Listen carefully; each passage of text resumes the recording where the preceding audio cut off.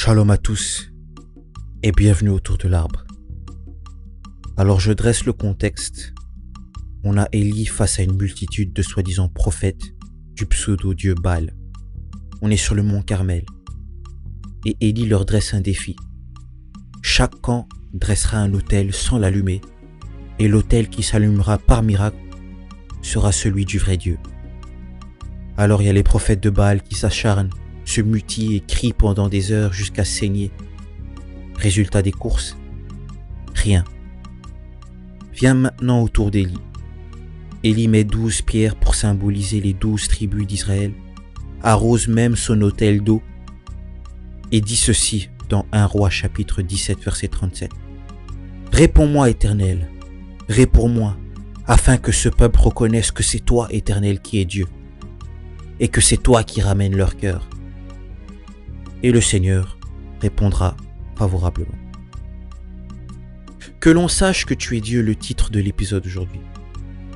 C'est un rappel en quelque sorte pour ceux qui écoutent que le Seigneur agit favorablement quand c'est sa gloire qui est appelée.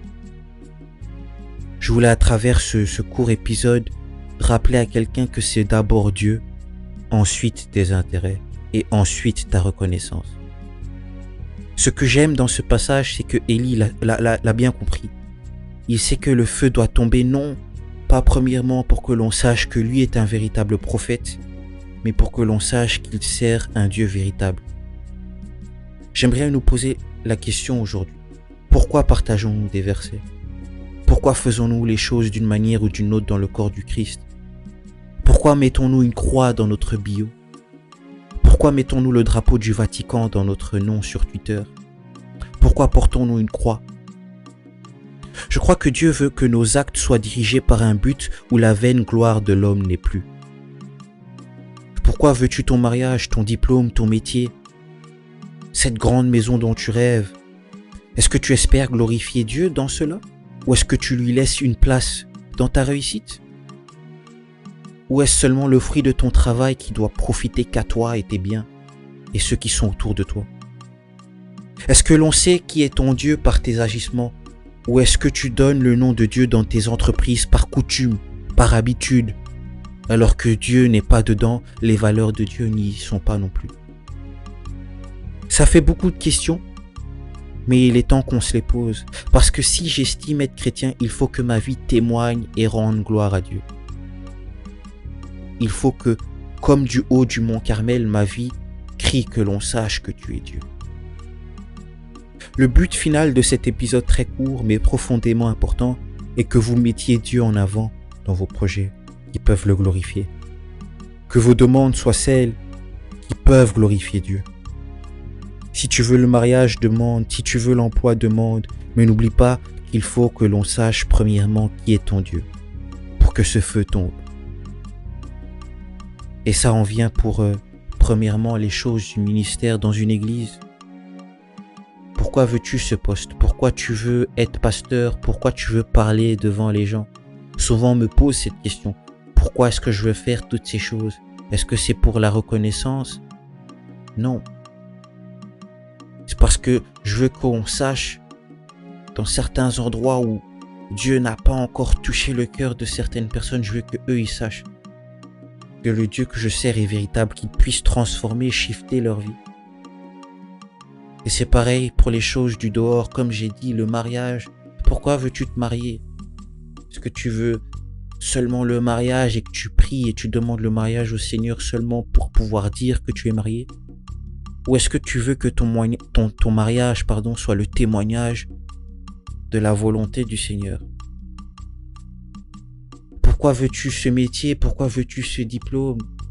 Il faut que quand tu aies ce diplôme, que ce diplôme puisse te permettre de faire, même si c'est 5-10% de ton métier qui soit alloué aux choses de Dieu, mais que cela puisse se faire. Alors, des fois on s'acharne, on se met devant le Seigneur, on prie, on pleure, on s'agite et on dit Seigneur, je veux voir cette chose, mais tu n'as pas demandé que la gloire du Seigneur soit révélée au monde. Ce que j'aime avec Jésus, quand il parle aux disciples et qu'il leur dit quoi faire avant la Pentecôte, il dit aller de Judée en Samarie aux extrémités de la terre, annoncer la bonne nouvelle. De nos jours, je pense qu'on se dit que tout ça a été fait.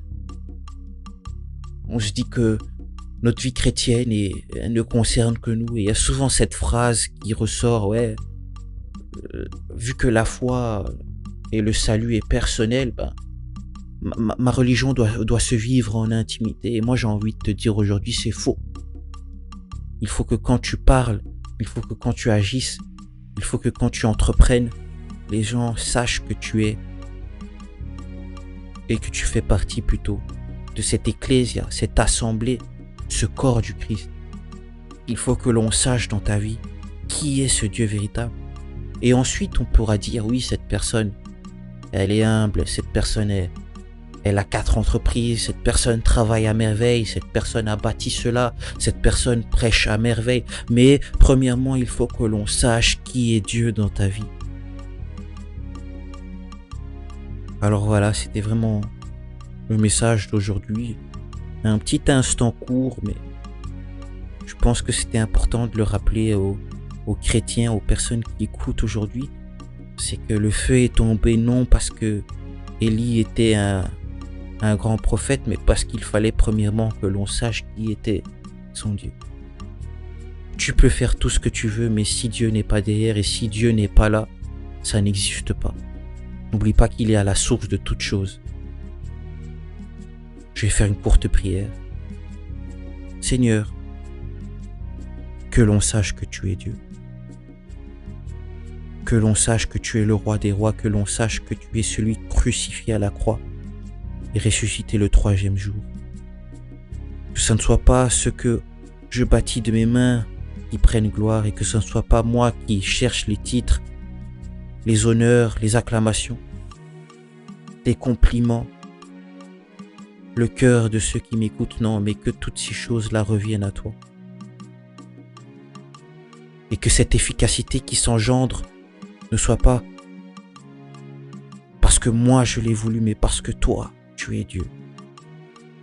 Je veux que dans ma vie, ce feu tombe sur le mont Carmel pour que l'on sache que c'est toi qui fais tomber ce feu. Et non pas moi qui ai appelé à toi. Sans toi, nous ne pouvons rien. Sans toi, nous ne sommes rien. Et je pense que c'est cela que tu voulais nous rappeler aujourd'hui. Alors en ton nom, j'ai prié Jésus. Et je dis Amen. Alors voilà. Merci d'avoir écouté cet épisode. Je voulais aussi vous dire merci pour les retours sur les épisodes de FAQ.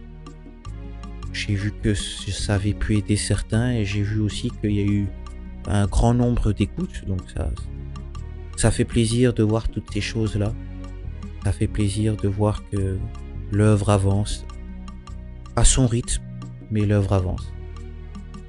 N'hésitez pas à partager cet épisode à quelqu'un qui a besoin de l'entendre. N'hésitez pas à vous abonner aussi sur Spotify ou Apple Podcast et sur les plateformes.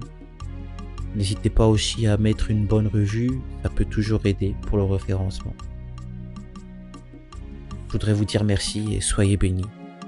On se retrouve à très bientôt autour de l'arbre.